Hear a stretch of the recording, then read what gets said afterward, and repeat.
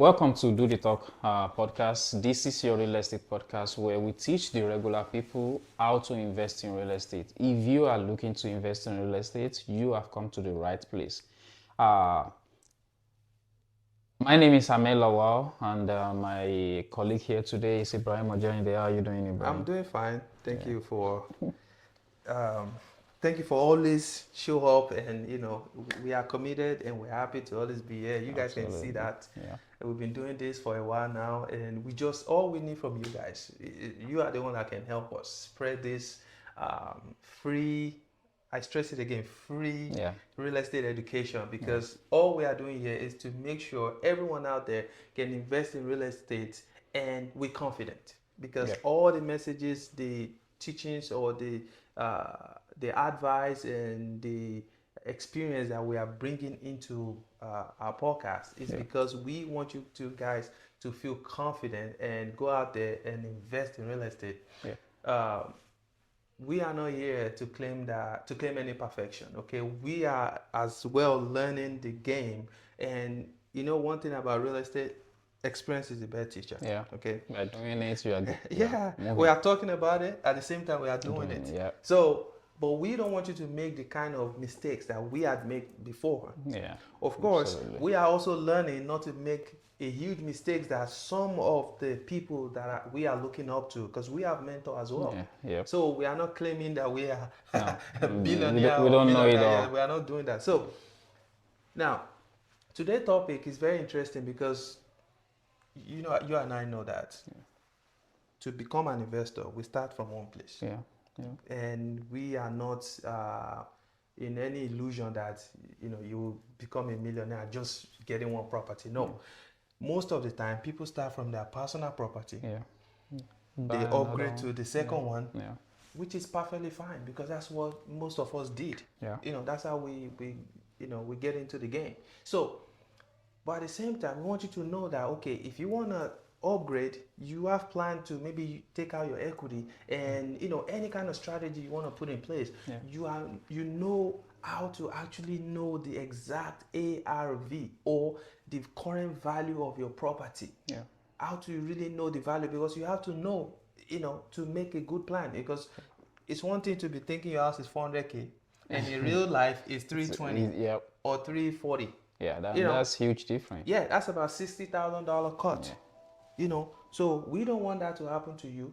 So that's why we are here. So Ahmed, you are the one that will help us start this.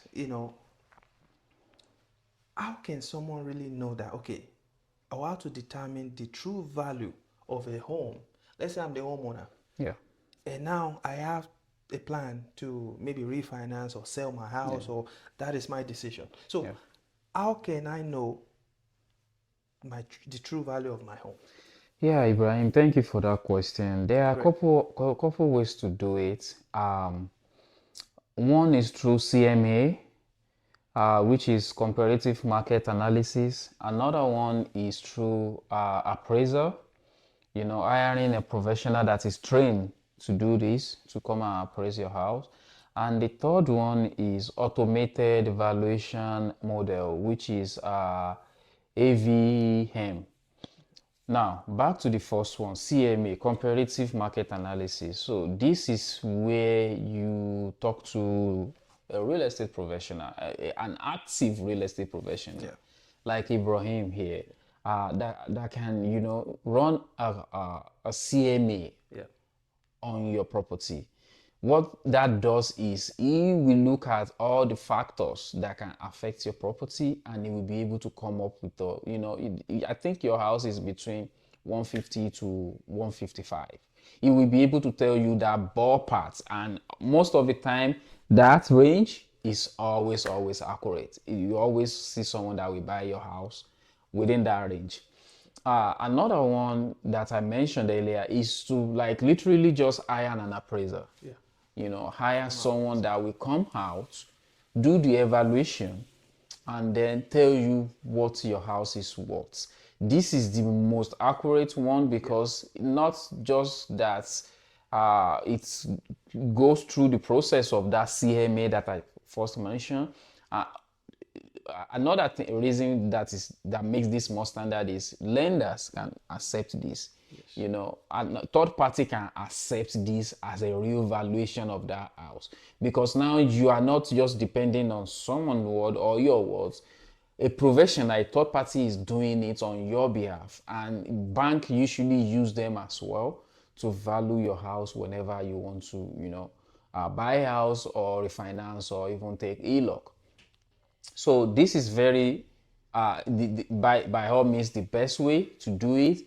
Another one is automated valuation model, which is, when you go on Zillow, Redfin, Realtor.com, they have an algorithm on those websites, on those aggregated websites, that can value your property based on comparison of your property with other houses that are just being that was just sold or listed, or there are other factors that come into those algorithms as well.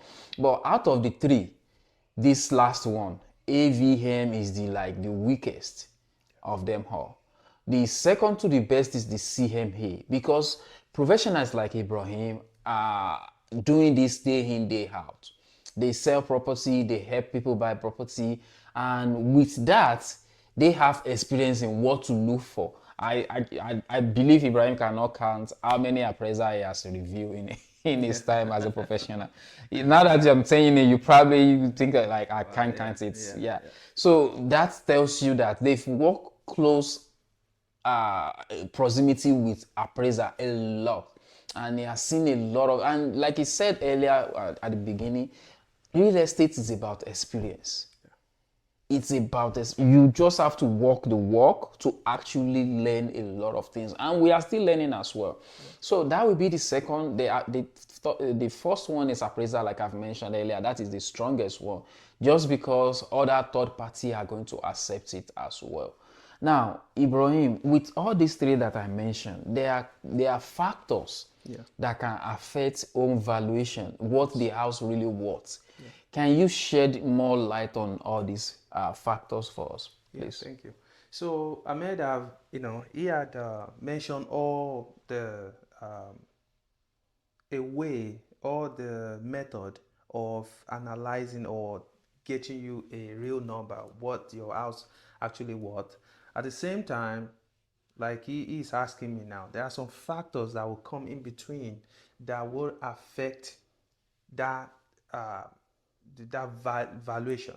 Okay, because your house can be the same house with your neighbor, Yeah. the same square footage. However, your neighbor's house might have lower valuation than yours just because of you have been keeping up with your property. Yeah. You see, a lot of problem we see is delay maintenance. Yeah. Okay, so if something happened, let's say your shower door is broken Yeah. and you leave it like that. Because you can still find a way to Yeah, get you in have and out. yes. Now the problem with that is when you shower, gradually water will be staining the drywall, and if it stays there for too long, a mold will You grow build, from yeah. that incident. And the mold, if you still don't take care of it, just because, well, yeah, you know how to figure. I mean, you don't feel sick, you fine. It will keep growing and it will keep damaging the drywall Yeah. and the baseboard. Yeah. So in that case, or maybe there's a leakage from one of your bathroom to the drywall and the close to the kitchen, or there's a leakage in your plumbing, Yeah. maybe under the sink, and Yeah. because it's so minor, you ignore it, or you put just a little plastic under it, and the plastic will fill up and the water will split away, and all those little stuff will affect the overall valuation Foundation of of your the house. home, Yeah. because if the other person ensure that nothing like that happens to their house. Yeah. Also, that person put in, for example, there are some cosmetics upgrade Yeah. that, I repeat, cosmetic, because they are not so expensive, but it just bring The more. beauty of the house. Yes, it brings the beauty of the house and it makes the house feels more livable, more desirable. Yeah. Okay, for example, you put in a backsplash in your house. Yeah. Let's say the original floor plan the design, no backsplash, but you choose to put a backsplash in yours. In the house itself, you put like a accent wall. Yeah. You paint the place. Yeah. You make sure that if there's a huge stain or a leakage, you address it and you fix it and paint it Right back. away. So all that will make your house feel more desirable. And when a former appraiser comes to, like if you order a former appraiser and an appraiser comes to your house, they will see a need to give you more, to give your house more value than the other person, your neighbor, that chooses not to take care of his or her house. Yeah. So it's a big one because we've seen a situation where it can cut at, as huge as 30,000, 35,000 from the value of that individual's home, because if there's a lot of delay maintenance where they have to change the carpet because the carpet is bad, the flooring, there are a lot of cracks everywhere, and the person hasn't addressed it for a long time, because the more you leave it, the worse it gets. So make sure that you are keeping up with your property. Maintenance is very important because it will affect the entire valuation of your home. So maintenance is one. The second one is actually, maintenance is the biggest. However, there's another one, which is the floor plan itself. Okay, let's say your house is a unique one in that area. Other homes that are built in that area, they they have an open concept. They have the kitchen, and the in the kitchen there is no bathroom close to the kitchen, or in the kitchen there is no laundry close to the kitchen, or no one has to, like there are some floor plan where the entire house is 4 bedrooms but they only have 1 bathroom. So if that is the scenario, or that's the situation in the entire neighborhood, you'll be fine. However, if yours is the only one that is structured that way, it will affect your valuation, even if you have the same square footage with the other person. So let's say it's 2,000 square feet on both sides, and the other person, it's an open concept, 4 bedrooms, 2 bathrooms, but yours is 2,000 square feet, however, it's 4 bedroom, 1 bathroom. Even though your rooms might be bigger because you have more space. However, everybody wants that freedom of, you want to go to the bathroom, you don't have to wait for the other person to come, So floor plan is very important. You have to make sure you keep up with your maintenance. Make sure your house is, up to date, and upgrade when you can. Put in backsplash, put in accent wall, change the light fixtures. Make sure the window, everything is all sealed and it's looking nice, energy efficient and all that. So all those little stuff will definitely affect the value, either positively or negatively. So you want to be on the positive side, which is do what I just mentioned. Make sure you are up to date on your property, because if you go on the negative side, it will hurt you. So, Ahmed, now that I mentioned this, is there any other factor that you want to bring in, or your personal preference or opinion? So there are certain myths around the valuation of home. I believe you've experienced this a lot when you when you talk to clients and all that, when they want to sell their house, and all these things that you've mentioned kind of boils down to this one that I want to mention. Like, okay, for example, I just did a renovation of 50,000 in my house. Now my house should worth 50,000 more than my neighbor's house. That is not correct. No. So moderacy in your renovation, when you want to renovate a house, make sure your house is not like the copy sample in the neighborhood.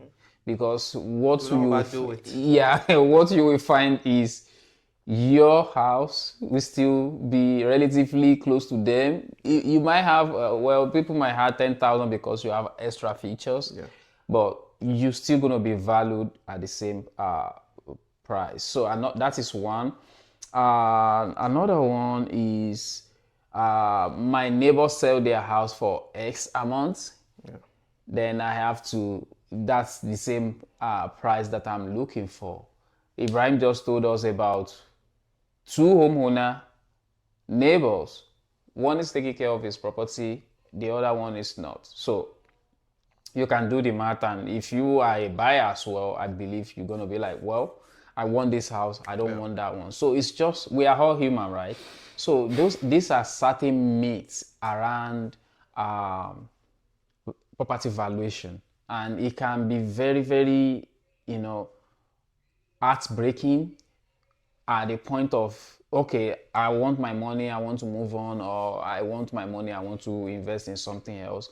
And that is when you are now learning about all these things, like, oh, if someone had told me before now, maybe I would have, find a way to correct this, don't make this happen, and all that. And that is why we are discussing this right now and sharing it with you, because this is something that we see every time, every day.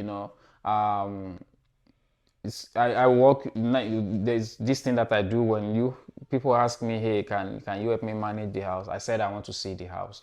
The major reason why I want to see the house, I want to see the condition that is in.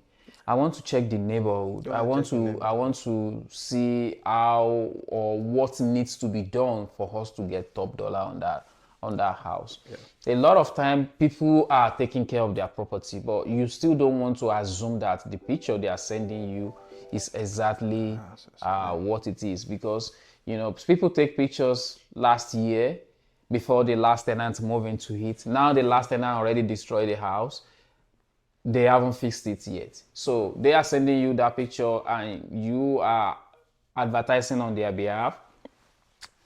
Maybe the day of showing, that is when you be like, oh, this is not what I thought this house was. So that is why I always visit and make sure I kind of see the condition of the house. Then I can then advise, oh, maybe we should change the color of this room to this, because this is a general color. Some people might not choose this house because of this color. Yeah. So things like that, that's what I do when I go visit. But yeah, those myths are very, very real. Ibrahim, now we've discussed all this, and with your experience, I think you will be the best person to make to be able to advise people, because if you don't have something, you can't give it away, because you have it. So I'm gonna push it to you now. What should people do to get the real valuation of their house if they want to sell, or they just want to know? Okay. So if you want to sell your home, or you just want to know, I think, and you are not trying to get a perfect number, I think you should reach out to a real estate professional, as real estate agent or real estate broker. Yeah. Okay, depending on where you're living. In Indiana, we can be called broker or agent. So you can reach out to them, let that person give you a comms in that area. They will look at all the houses that are sold in that area, and they'll tell you the range of what the value that your house can, the valuation that it will come back to be if you call a former appraiser. Yeah. Now, if you are needing that for, let's say you want to refinance, Yeah. and you want to know explicitly, I repeat, explicitly what the value is. If you call an appraiser to appraise the house, Yeah.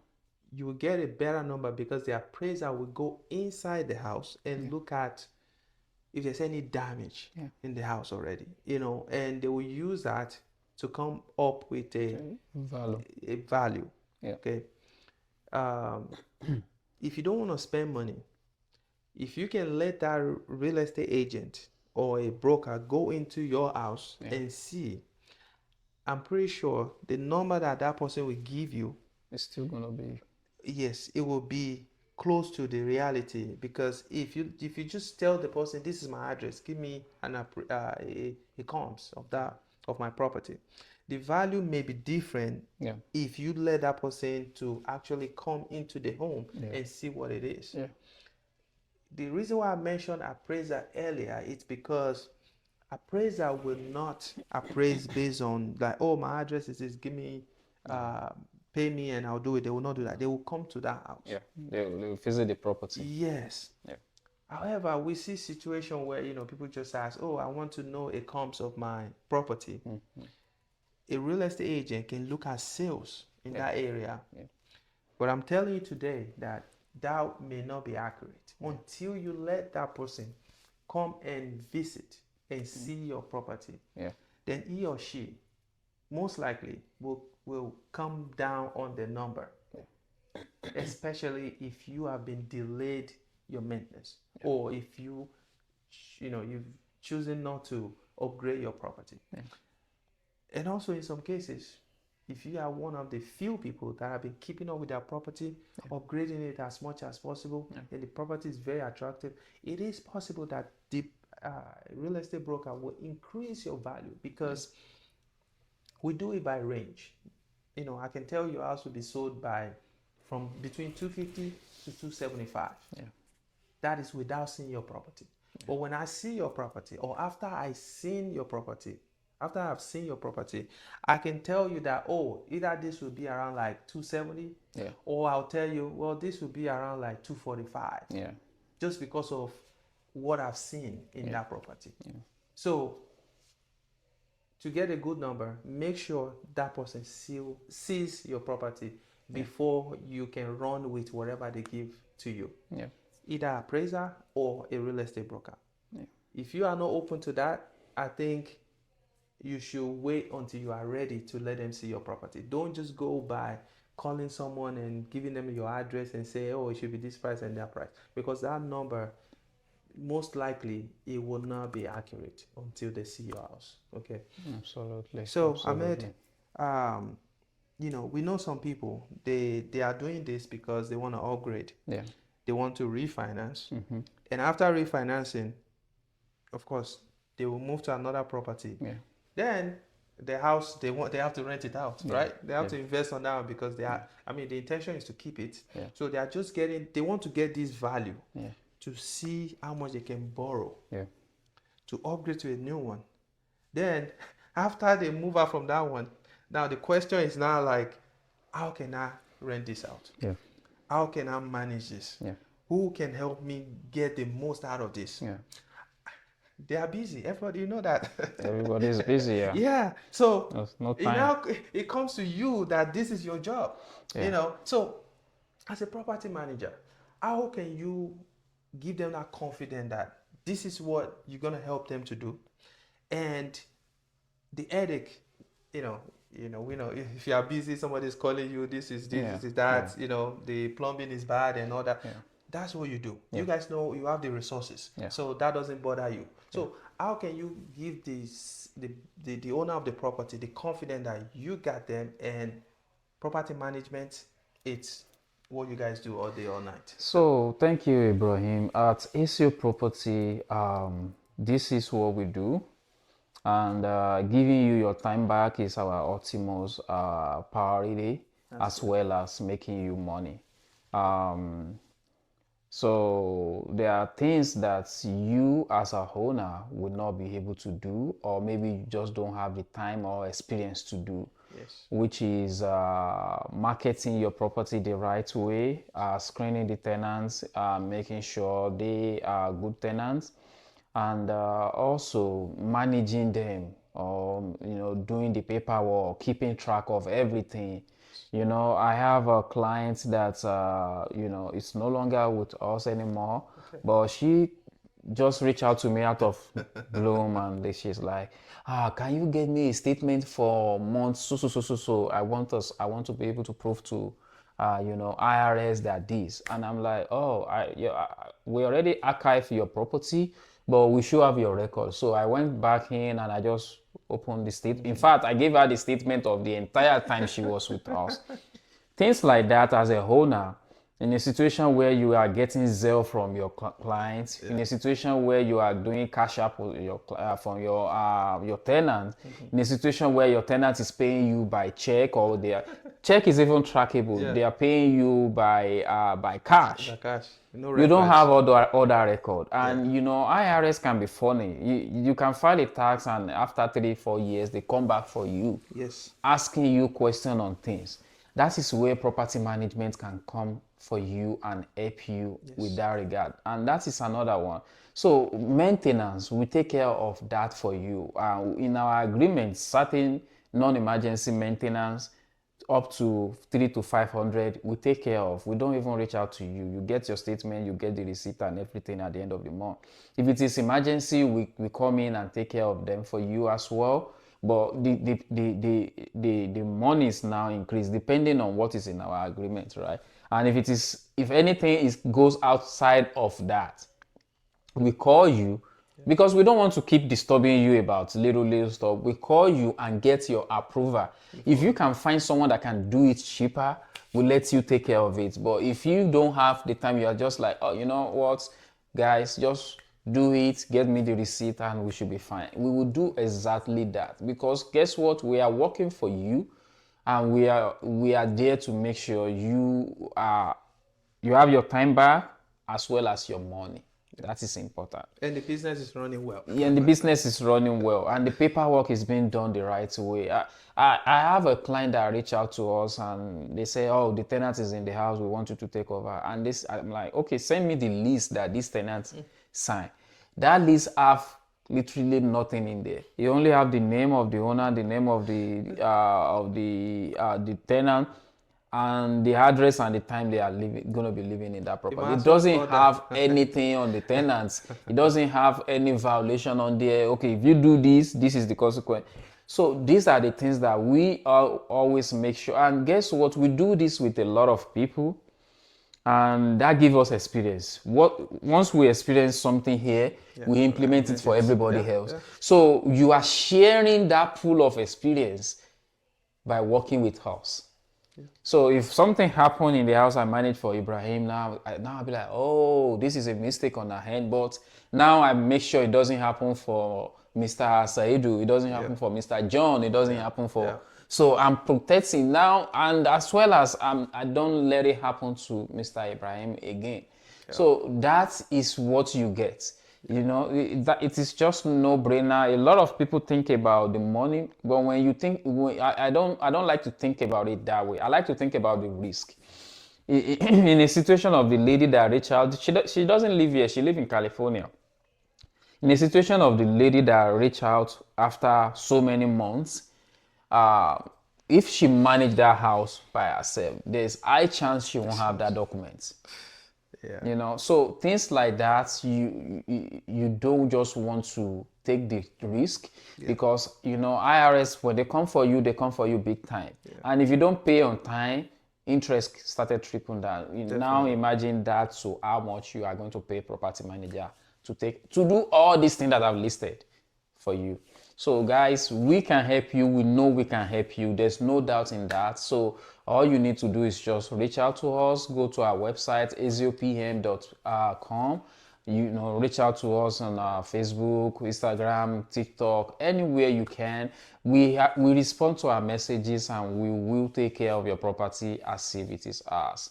Ibrahim, if anyone wants to reach out to you, buy a new house, sell their house, they want to be a realtor under your brokerage, how can they do that? Oh yeah, so you can go to ibrealtors.us.